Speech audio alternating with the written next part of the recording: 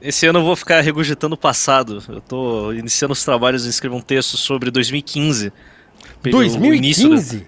É, 2015 o Brasil nem existia ainda, pô. O que aconteceu em não, 2015? realmente, uns séculos atrás. Eu tô fazendo uma série sobre o governo da Dilma, aí meio que sem querer encaixou. Dilma, o que é Tratei, isso, né? tratei 2014 em 2024, vou tratar 2015 em 2025, ano que vem vai ser uma beleza, os vídeos do ano que vem. Então eu tô Caramba, nessa bicho. tocada. Mas o que te levou a esse tema? Cara, pra ser bem honesto, as pessoas não lembram mais do que aconteceu em 2014. As pessoas já se esqueceram da Lava Jato. Já se esqueceram do impeachment, já se esqueceram de tudo. Putz. O público geral. As pessoas não lembram mais. Uma década atrás já parece anos 90. Ô, Então ô, eu tô Império, querendo deixa eu fazer um resgatar isso de uma comentário. forma boa. Ah, Deixa eu fazer um comentário sobre essa sua lógica, para já testar meu microfone para ver se está melhor. O nosso querido Spengler, ele dizia o seguinte: tudo que a gente vê próximo na nossa história, a gente não consegue analisar com a melhor qualidade possível, né? Então, na época dele, ele falava que a gente só iria entender Bismarck daqui 100 anos. E você está fazendo um trabalho parecido. Você pega, porque em cima do processo todo mundo comenta. Todo mundo tem um monte de especialista ali fazendo e tal. A gente dá o nosso pitaco também.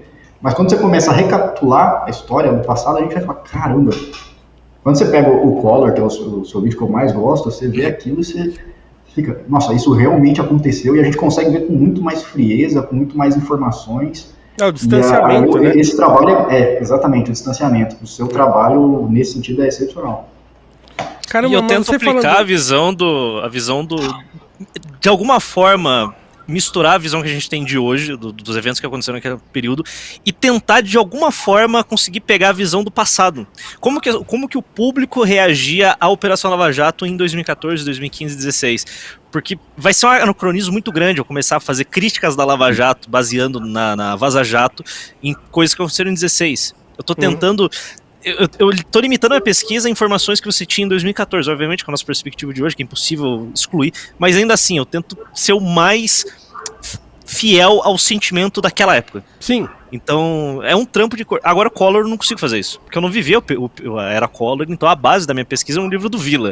E óbvio, com vários enxertos e outros textos que eu acabo complementando, mas ainda assim, eu tento de alguma forma emular o sentimento daquela época, porque tem muita... Cara, é impressionante como o período Collor tem muita literatura escrita em cima do ato. Tem um livro chamado A República na Lama, ele foi escrito... Ele foi publicado em setembro de 1992, ou seja, ele conta quase que semana a semana o início da abertura da CPI do PC Farias. É um negócio muito preciso num período histórico. Tem outro livro também, do 1000 Dias de Tormenta, que é basicamente um compilado de tweets do período Dilma, já do início do governo dela em 2015, quando ela assume 2015, até 1000 dias depois, né? Eu não sei até que período ali do Michel Temer. Mas é basicamente quase dia a dia, semana a semana, descrevendo o que aconteceu no caos daqueles 1000 dias e todo o impeachment. E é muito interessante ver a visão que as pessoas tinham naquela época e o que a gente sabe hoje do que aconteceu lá. É muito bom ver esse tipo de literatura que é escrita no ato. Caramba, e você dizendo isso, cara, eu nunca tinha parado pra pensar assim, desse modo que eu tomei até tomei um baque aqui quando você falou, não, as pessoas não lembram mais. E aí quando você para pra pensar, é verdade, as pessoas não lembram mesmo, né? Sim, já parece um negócio muito distante, né? Porque, lógico, a vida do brasileiro é uma loucura tão grande que também é fácil você esquecer o problema de ontem pelo problema de hoje, porque cada dia, né, tem o seu mal, e o mal do dia a dia do brasileiro é cada vez maior. Então, sim, 2014 já acabou, já faz tempo, já é outra coisa. Se pensar em 10 anos, quanta coisa aconteceu no Brasil, né? Então não é difícil pensar que as pessoas esqueceram completamente. Eu não esqueço porque 2015 foi o pior ano da minha vida, assim, em termos financeiros foi muito ruim mesmo, assim. Eu passei um perrengue violento, porque eu mudei de área em 2014, né? Eu saí da área de TI e fui para docência em 2014. Então 2015 foi um ano, assim, terrível para mim, então eu não consigo esquecer. Mas, óbvio que naquela época eu também, eu atribuía muito do que estava acontecendo comigo em termos financeiros e tal, ao que estava acontecendo no governo Dilma mesmo, né? E começou a história da pedalada e tal, e Lava Jato e não sei o que, tal. Então, tudo aquilo alimentou a minha raiva na época, né? De falar, caramba, por que esses caras não fazem as coisas direito? E aí olha a situação que o país tá ficando e tal. Mas o fato é esse mesmo que você falou, assim, as pessoas já não lembram mais, né? Então reconstituir isso assim com um distanciamento histórico de 10 anos, né? E trazer aquilo que estava acontecendo lá e tentar, né, olhar de maneira, eu não digo isenta, mas de maneira também não neutra, mas pelo menos com uma tentativa de fazer um exercício de imaginação, né? De como as pessoas estavam reagindo naquela época, né? Sobretudo porque aquele período é o período pós-2013, né? Então esse lance também é engraçado, de perceber como é que o negócio chaveou daquela coisa de 2013. Tem um negócio engraçado, eu trabalhava perto da Paulista nessa época, e era muito engraçado, porque a gente trabalhava num prédio que ficava bem na beirada da Avenida Bernardino de Campos, assim, né, assim, o cruzamento da Bernardino de Campos com a Vergueiro. Eu trabalhava bem ali na esquina ali. Então, a gente olhava da janela do escritório e via a rua lá embaixo e as pessoas passando 7, 8 horas da noite indo pra Paulista. E eu lembro que um dia, isso virou um slogan, eu tenho um grupo de WhatsApp com esses amigos com quem eu trabalhava nessa época, até hoje, e aí virou um slogan, porque o dia tava passando aquele monte de gente e tal, e aí um dos caras que trabalhava lá na empresa perguntou assim, e aí, vamos lá na Paulista e tal? Aí eu perguntei assim, tá, mas qual é o objetivo desse negócio? E aí isso virou um slogan, porque os caras soltam de vez em quando essa frase no grupo, a gente racha o bico, porque eu perguntei, tá, mas tudo bem, nós vamos na Paulista fazer o quê? Qual que é o objetivo dessas manifestações? E ninguém soube responder lá no escritório naquele dia. A gente começou a rir e falou, pô, é verdade, né? Porque essas pessoas estão indo lá fazer o quê? E aí, como essa coisa chaveou daquela coisa difusa de 2013, aquela coisa meio, tá, o que nós estamos fazendo aqui? Nós somos contra a corrupção, mas tá, mas e aí, né?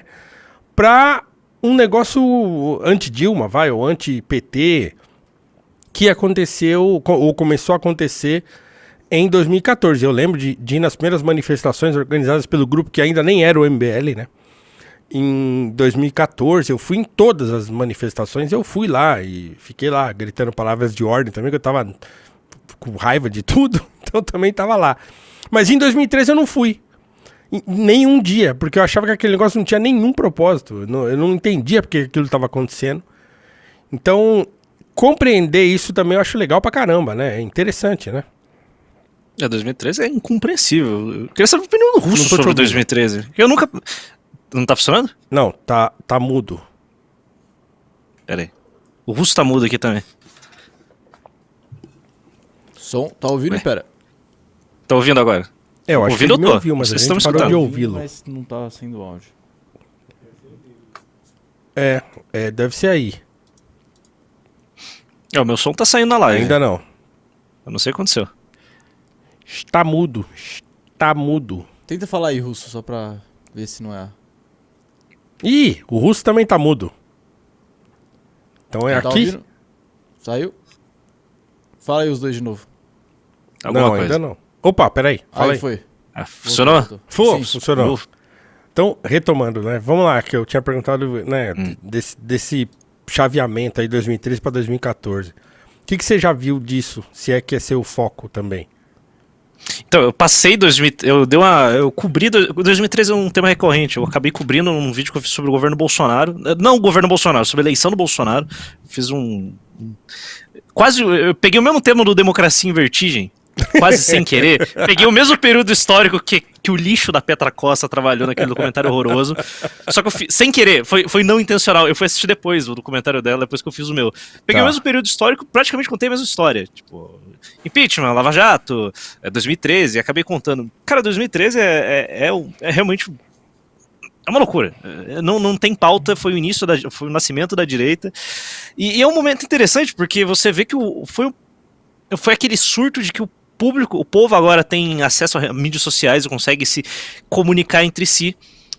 E aqueles 20 centavos e sabe, aquele início da raiva, a resposta idiota horrorosa da Dilma, porque basicamente o início foi as manifestações em São Paulo, teve uma certa repressão da polícia, uma raiva contra o governo do estadual, aí o Haddad se junta ao Alckmin, condena as manifestações, a Dilma, 2 dias depois, lá, eu acho que no dia 16, ela vem lá, não, eu sou contra a manifestação, e estoura no Brasil inteiro. 2013, todo mundo tá com raiva da Dilma, e o Brasil não estava mal, não estava, a crise não tinha começado.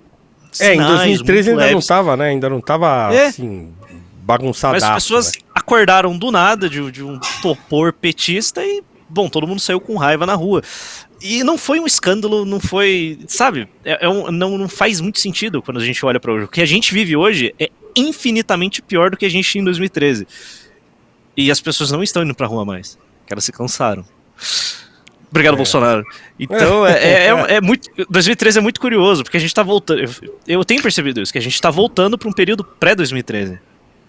De alguma forma, só que com mídias sociais, o que é completamente, extremamente bizarro. Faz ainda menos sentido, a gente tá na situação que a gente tá agora. Você está dizendo assim, um estado de cansaço e de apatia, de olhar e falar, tudo bandido mesmo. Que era muito comum ouvir isso, né? É tudo bandido mesmo e não adianta, entendeu? Larga esse negócio pra lá e tal, e vamos viver a nossa vida, vamos tomar cachaça e vamos que vamos. Então era meio assim, né, nessa época. Assim, não tô nem aí. Funcionou, o microfone do Russo tá funcionando. Aí, funcionou? Funcionou. Aí, graças a Deus. Vamos lá. E o microfone ainda. Pra comentar disso aí. Diga lá. Esse cansaço que você tá falando agora, ele é muito interessante quando você começa a analisar 2013 com essa revolta geral que o próprio Paulo Cruz falou aqui. Era uma revolta não muito bem definida.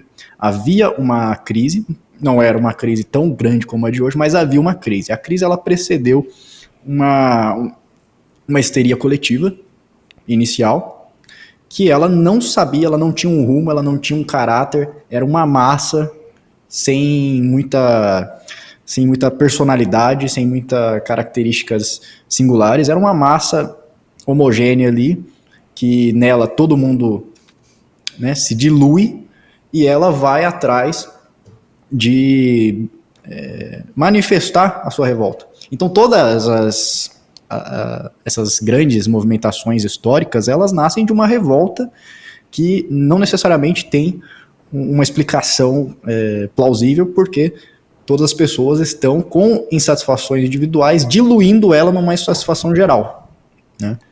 E aí o que acontece? Eu já até falei isso aqui na outra live que a gente fez no ano passado. Dentro desse processo, o direcionamento, tanto pela parte das lideranças de rua, tanto pela parte política, para um ponto específico que se chama Dilma Rousseff. Esse direcionamento, ele parte da rua, junto com os movimentos, porque você precisava dar uma direção. Porque a revolta pela revolta não fazia muito sentido, né? E aí, por que precisa desse sujeito? Precisa da Dilma Rousseff? Porque ela se torna o bode expiatório. Ela concentra sobre si todos os problemas que eram apresentados naquela crise, né? Todos os problemas com os políticos corruptos em geral, eles são concentrados na figura da Dilma Rousseff. E isso foi muito benéfico para o próprio regime. Então, acontece que é o seguinte, a revolta era com o regime como um todo. Só que as pessoas não sabiam explicar isso. Ela sempre foi com a classe política como um todo, com partes da classe artística, da classe jornalística, até mesmo das classes financeiras, dos bancos. Era uma revolta generalizada. Por isso que era contra a corrupção, né, Russo? As pessoas falavam, sou contra a corrupção.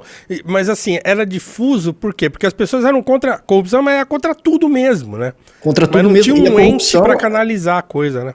E a corrupção, ela envolvia não só os políticos, ela envolvia empresas, empreiteiras, né? Então não era uma casta específica, eram várias castas, praticamente todas as castas do regime, classes, e ela fica muito difusa com isso. Então, para as ruas, houve um direcionamento mais forte, e para o próprio regime como um todo, eles falaram, beleza, vamos aceitar esse bode expiatório que vocês escolheram.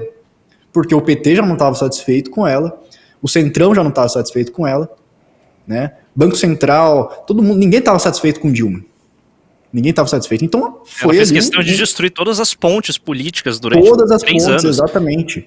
E Ela aí, todo mundo ela fez era um pacto horrorosa ali. no trato. Todo mundo fez um pacto, deu as mãos e falou vamos entregar ela pro povo, corta a cabeça, e é isso. E aí se resolveu. Então, toda aquela a junção daquela revolta, por que parece que o pessoal tá cansado hoje? Porque ela se concentrou tudo ali. E de certa forma era para resolver. Porque quando você tem uma crise, apresenta o bode expiatório, o sacrifício do bode expiatório representa igualmente a retomada da ordem. Uhum. Isso vem, de certa forma, com Michel Temer, você consegue estabilizar um pouco, e seria para continuar nos anos seguintes. Só que a gente teve uma bomba chamada Jair Bolsonaro. O Jair Bolsonaro quebrou a teoria mimética do Girard. Ele foi o Bolsonaro destruiu o Girard. Bom, tá aí uma thumb para um vídeo futuro, hein? Bolsonaro destruiu o René Girard, é isso aí. Coloca os dois assim como se eles estivessem debatendo, né? Caramba, bicho. Olha só, é verdade, né? É verdade. E é isso, acho que a gente hoje talvez comece a emanar, né? Comece a emergir uma revolta geral, e ela se manifestar vai depender de como vai ser dado o direcionamento a ela, né? Se vai haver lideranças políticas e sociais capazes de direcionar ela para os locais certos, para os alvos corretos, né? E não deixar com que um bode expiatório cesse essa revolta. Porque o bode expiatório ele vai cessar a revolta. Esse é o problema. E aí não é que as pessoas estão cansadas, é porque eles lutaram e a luta deles já teve uma resolução. Mas não sei se tem como também, né, Russo? Acho que esse processo aí, se a gente for, né, na onda do Girard mesmo, não sei se tem como frear essas coisas, né? Um processo meio cíclico não. Mesmo, né? Aí ele vai, revolta vem, aí tá a crise mimética, revolta e tal, e aí o bode expiatório sempre vai aparecer, porque o nível de tensão que isso causa, né? Pô, vocês lembram, e isso também é um fato curioso, que assim, 2013 foi um troço que chegou uma hora que chegou a níveis de violência gigantescos, né? E aqueles black blocs, os caras quebrando tudo, a morte lá do jornalista lá, que agora eu não me recordo o nome, Santiago, né? Acho que era esse o nome dele, lá com a acho que bala de borracha no olho, lá não sei o que, aquele, né, rojão no olho. Então assim, chegou num nível de violência altíssimo. E aquela coisa assim, você tinha um monte de gente na rua, famílias na rua lá, e contra a corrupção e não sei o quê, e esses grupos radicalíssimos de esquerda tocando horror, né? Tocava o terror. Começava uma manifestação mais ou menos pacífica, daqui a pouco o negócio escalava para uma violência gigantesca na rua, e fogo e não sei o quê, e gente quebrando banco e tacando fogo em ônibus e não sei o quê e tal, e esse calor de 2013, essa coisa assim, essa revolta poderosa que estava acontecendo ali em 2013, de repente ela arrefece. E Sim. Na hora que ela arrefece, ela dá o impulso para o 2014. Então, quer dizer, o ano de 2014 todinho, porque a eleição foi em outubro de 2014, certo? Uhum. Então foi o ano de 2014, ele deu aquela acalmada, né? Eu não lembro exatamente por que aquilo se dissipou. Vocês Copa do Mundo. Vocês lembram? Ah, foi a Copa, não, mas né? Ainda teve... É verdade. 2014 foi Copa, mas em 2013 foi por causa dos Black Blocs mesmo. Eles são tão... Eles exageraram, passaram tanto do ponto, a esquerda radical, que, tipo, as pessoas pararam de ir pra rua. Afastaram o público normal, porque eles se radicalizaram. E provavelmente eles tiveram a ilusão de que, não, agora vamos instaurar a ditadura do proletariado, porque, bom, eles têm essa mentalidade idiota, eles acham que vão conseguir dar algum tipo de golpe. Então, provavelmente, eles começaram a se inflamar, se foram pra rua e afastaram o público geral, que é verdade. Assustou. Obviamente. Uma coisa muito irônica é justamente no governo da Dilma ter a galera explodindo o banco, né? Justamente na Dilma. É verdade. Mas isso que você falou é exatamente isso. É a teoria cíclica, sempre vai renovar os bodes expiatórios. Eu acredito que a revolta de 2013 ela não morre completamente, justamente porque não houve nenhum sacrifício, ela retorna depois das eleições em 14, o acirramento da crise até 2016 e culmina ali. Mas a gente precisa lembrar de uma coisa. O bode expiatório nem sempre é uma pessoa individual. A gente pode ver, por exemplo, o exemplo das bruxas, né? Não era uma pessoa individual, era uma... Ou a gente pode pegar o Guilherme de Macabeu, eu não sei, é um nome francês lá, que ele fala na época da peste negra na França, eles falam que os judeus envenenavam os rios, né? Eles fazem essa acusação. Então, o bode expiatório de uma crise, ele pode ser um grupo, né? Um grupo também. Uhum. E se o que eu falo das lideranças terem a capacidade de direcionar os locais certos, a gente tem classes aqui que também precisam ser aniquiladas. E eu tô falando de crime organizado. Né? Por exemplo. Eu sempre defendi essa tese. O bode expiatório do Brasil hoje se chama PCC e Comando Vermelho. Né? A gente precisa ter um direcionamento. E porque quando você vai fazer isso, você vai perceber que as classes políticas estão envolvidas com isso também, porra. Você vai perceber que toda a estrutura do Estado hoje está refém do narcotráfico, do narco-estado. Então tá tudo vinculado. Eu acho que, para mim, assim, não existe a menor possibilidade do Brasil dar certo se você não aniquilar completamente as facções criminosas. Então, você pode ter a capacidade de fazer esse direcionamento e obviamente que é muito difícil. Walter Lippmann, Gustavo Le Bon, Elias Canet, tanta gente, o Peter Sloterdijk, tanta gente se debruçou sobre isso e viu que não é tão simples, né? Direcionar a psicologia das massas. A coisa é muito mais orgânica, muito mais difícil. Mas, meio que a gente direciona, mas vai no destino, de acordo com o destino está definido já, como foi o caso da Dilma, por exemplo. Né? O MBL foi um dos responsáveis por direcionar a revolta para Dilma também, mas era um negócio que naturalmente já estava se encaminhando para isso. Então, é uma questão de saber ler com precisão o nosso contexto, nossa realidade, eu acho.